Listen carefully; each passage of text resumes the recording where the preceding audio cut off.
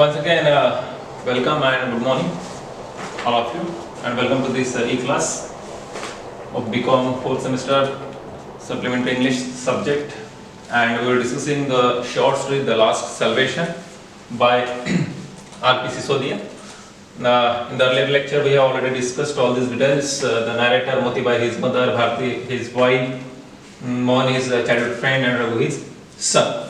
So in the previous lecture, we discussed about Motibai's house, her son. Her son means the narrator himself.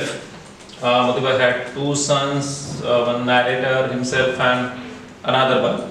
And she was a young lady and she was the only caretaker of the house. So we have already discussed these details. So today we'll be discussing the remaining part of this story. What happened? I just yesterday told you the shift of the passage of time, right? So after 40 years, what happened in the life of Motibai, narrator's mother? Now the episode here completely changes, and we go to the another world where she's shown as an old lady, right?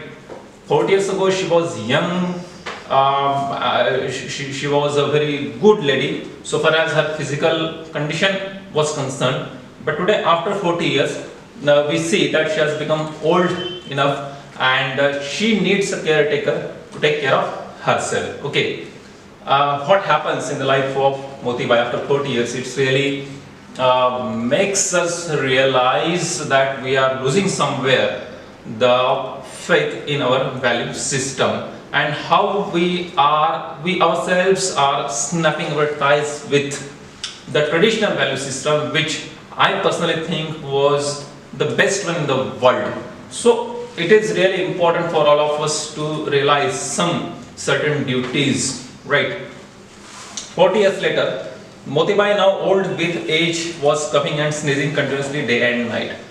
As she has become old lady, she contracted several diseases, and her physical condition was also not good, right? So after 40 years later, Motibai, now old with age, was coughing and sneezing continuously day and night.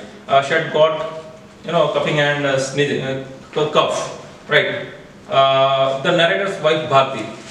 Yesterday also I told you about this character, Bharti. It is also one of the major characters so far as this story, The Last Salvation, is concerned, because this character of Bharti also plays a very good role, good in the sense a major role, okay, a major role in this story. Bharti is narrator's wife.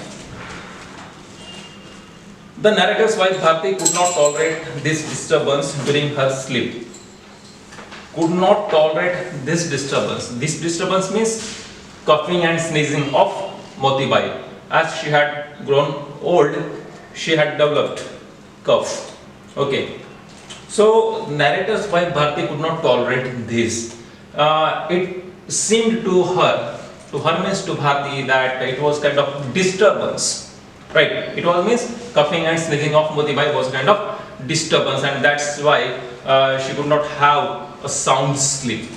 So this way we see the thinking of young people towards the elder ones, right? Instead of making the complaints, instead of saying like this, she should have said that okay, she should be taking care of Motibai, okay, should be nursing her well, so that her condition would be good in future. But instead of that, she was making what? Excuses. She was making complaint. So it was not good at all, right? As we are human beings, we must understand the feelings and the situation of other human beings also. And when we speak about the family, so the family matter should be resolved in amicable manner. But there was no any dispute. In fact, just the point is that Motibai was old lady. She had got cough. She must have got fever also.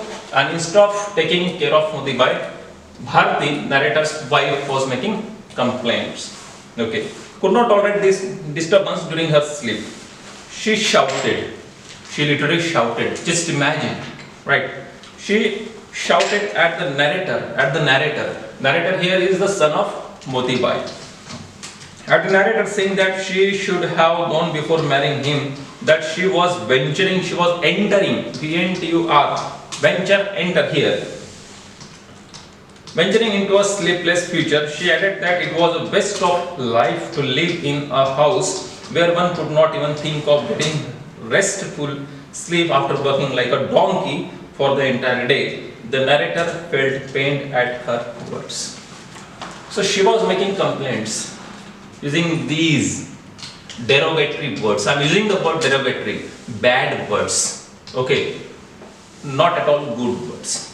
She was making complaint to her husband, the narrator, and she was making the complaint about the narrator's mother, Motibai.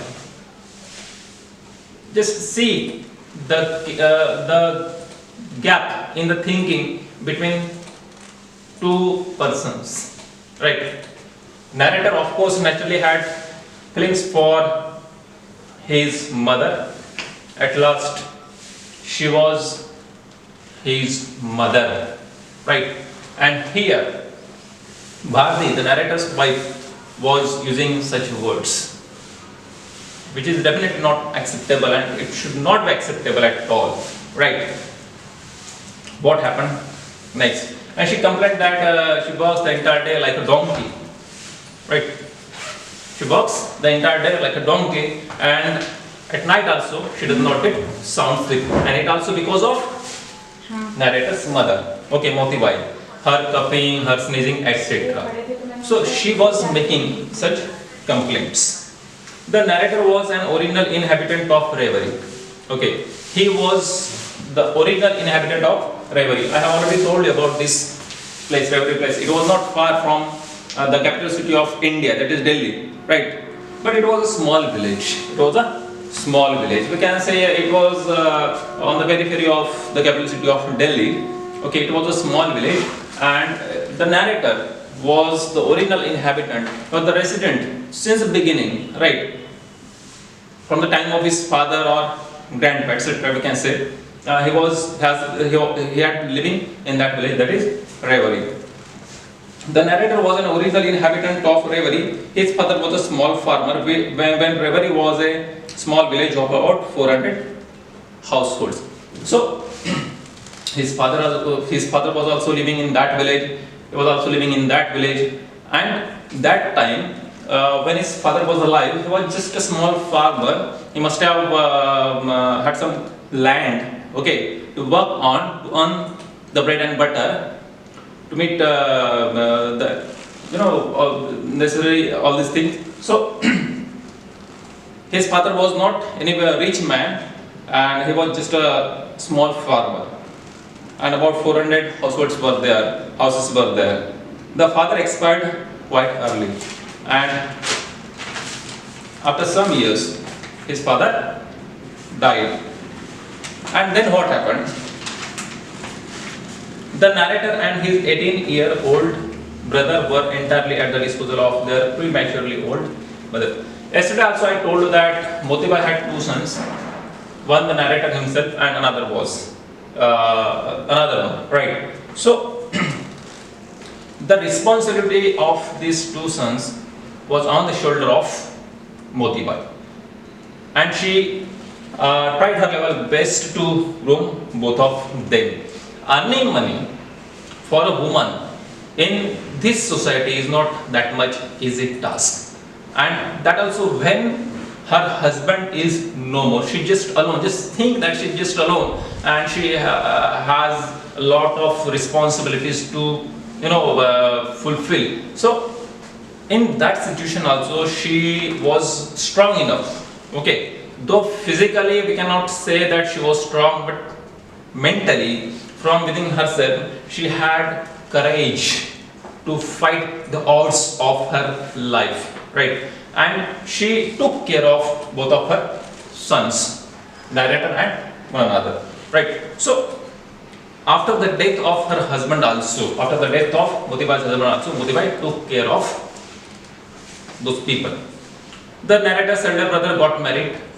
After some years, as it happens, Usually in our society, the same happened in their family also. Okay, the elder son of Motibai got married, took half of the share in the property and separated. I don't know whether it is a good practice or bad practice. I leave it up to you to judge this kind of practice in our society, in Indian society. After getting married, the estate or the property is divided. Some people get separated, and it was happening in the household of Motibai or in the family of Motibai also. When her elder son got married, he separated himself and started living somewhere else. Okay. In advance, I am telling you, they had erected one wall. It was a clear-cut divide in their own family, right? It means he was living along with his wife, and the narrator was living with his mother, Motibai, because the narrator had to get married at that time when his brother had got married and had settled somewhere and had separated himself from his mother and brother. So these two people were living because a while ago I have already told you that Motibai's husband had died, right? The narrator's elder brother got married, took half of the share in the property and separated, as was the custom. It must be the custom in that village. They erected a wall in the middle of the house, dividing it into two halves. I've just told you about this. Mother watched gloomily. She was sad. Why? When she saw that the wall was being erected, the wall was being built, the wall was being constructed, she felt very sad at heart, seeing the separation of her family. Till then they were living together. She was, sound so far as her mental condition was concerned. She was good at mental level. She had that courage to take care of both of her sons, but after marriage, when she saw with her naked eyes, when she saw with her open eyes that her son was going to settle somewhere else, okay, she felt it pain, right? She did not feel good, and mother watched gloomily the hands of the mason putting the bricks one after the other. She did not like that separation. It means she might have thought that they would be living together unto her last breath, but it was, or we can say it proved to be her assumption only. We can say consideration also, right? It was just her assumption that she would be living with her two sons and then new members of the family. But in fact, what was happening in her family? Her elder son had got married and he separated himself, and now in the half area, only these two people, means Motibai herself and her younger son, started living. Okay, there was a scornful glee in the eyes of the narrator's sister-in-law. Glee means your happiness, you can say. Okay. Each of the brothers got 2 rooms, a kitchen and half of the courtyard. Mother preferred to stay with the narrator to escape the abusive bad words, bad language, abuse. Galiya dena in Hindi, we can say. Language of her daughter-in-law. Motibai had expected something, and what was happening in her family, it was quite different from her expectation. Okay. So, in order to escape from the abusive language of her daughter-in-law, she thought that she would be living, or it would be better for her to live with her younger son. It means here the narrator. So, the narrator and Motibai were living together, and her elder son and his wife were living together.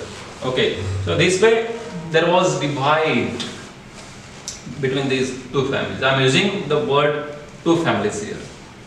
At the time of the division of the house, the narrator's mother health was very poor. She was not physically fit this time, because we are discussing the life of Motibai after 40 years. Okay, when she had become old, she was bent like this with the burden of age. Okay, the narrator had constructed a makeshift hut with half raised brick walls and tarpaulin cover for the roof. They were not financially sound, they were not rich, that not enough money, and that's why again they built a small hut, okay, in the half area of that premises of their house, because half of the house was given to his elder brother who had got married, right? And half of the area was left for these people, means Motibai and the narrator, and that's why they erected a small hut, plastered it again with mud and all these things. Then what happened? The narrator had constructed a makeshift means tentative hut with half raised brick walls and tarpaulin cover for the roof. This was because his wife would not allow her to sleep in their rooms for fear that she or their son Raghu would catch the dread TB disease she was suffering from. See the pathetic condition, see the pathetic situation of Motibai. What she was and what she is now. You will find a big gap in these two. Okay. So, in the advancing age, in her old age, she had developed TB, as it is given here in the text itself, right?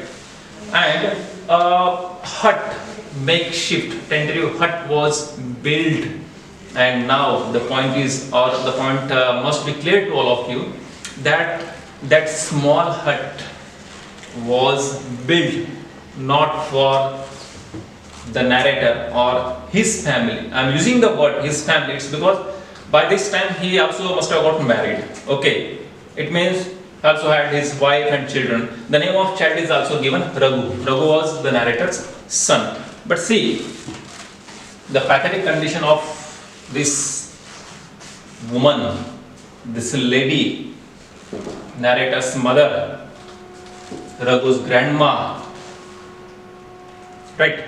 It was very pathetic. And that makeshift hut was constructed not for the narrator but for Motibai only. And why? It's because she was suffering from tuberculosis, TB. It means she must be coughing all the time, and because of that coughing and sneezing, the narrator himself, most probably, I am using this word deliberately, okay, but specifically narrator's wife would be getting disturbed. So this was happening in the life of this great woman, Motibai, who had nursed, who had taken care of her sons in a much better way, in a much better manner when her own husband, okay, when the narrator's father was no more. In that critical situation also, she had taken care of her entire family, but now she was seeing all this change with her open eyes. But what was in her hands? Nothing.